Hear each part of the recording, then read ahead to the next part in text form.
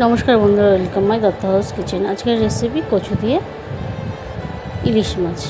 ইলিশ মাছগুলোকে ভালোভাবে আমরা ধুয়ে নিয়েছি। এরপরে পেঁয়াজ বাটা, জিরে গুঁড়ো, হলুদ গুঁড়ো এবং লঙ্কা গুঁড়ো একটা জল দিয়ে পেস্ট করে নিলাম।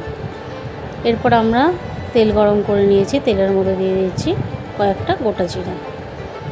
এরপরে আমরা মশলার মিশ্রণটাকে তেলের মধ্যে দিয়েছি।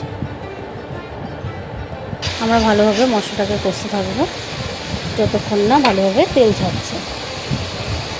দেখুন বন্ধুরা, মশলা দিয়ে তেল ছেড়ে এসছে। এরপর আমরা দিয়ে দিচ্ছি পরিমাণ মতন লবণ।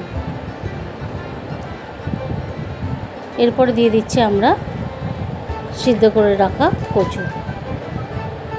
কচুটাকে ভালোভাবে সিদ্ধ করে নেবেন, না হলে কচুটা সিদ্ধ হতে চায় না। কচুটা কিছু পরিমাণে নাড়িয়ে চাড়িয়ে নিয়ে আমরা দিয়ে দিলাম পরিমাণ মতন জল।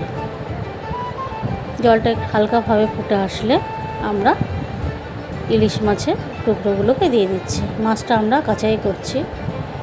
এই কচু দিয়ে ইলিশ মাছে কাঁচাই বেশ ভালো লাগে। দেখুন বন্ধুরা, মাছগুলোকে আমরা দিয়ে দিলাম। আমাদের রেসিপিগুলো ভালো লাগলে সাবস্ক্রাইব করবেন, কমেন্ট করবেন আর লাইক করতে ভুলবেন না।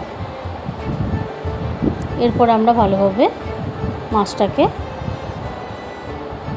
যতক্ষণ না সিদ্ধ হচ্ছে ভালোভাবে আমরা ফুটিয়ে নেব। দেখুন বন্ধুরা, মাছটা ফুটে এসছে। এরপর আমরা দিয়ে দিচ্ছি দুটো কাঁচা লঙ্কা। এরপর আমাদের রেসিপি রেডি হয়ে গেছে, আমরা নামিয়ে নিয়েছি। আমাদের রেসিপিগুলো ভালো লাগলে সাবস্ক্রাইব করবেন। দেখুন বন্ধুরা, কী সুন্দর কালার এসছে।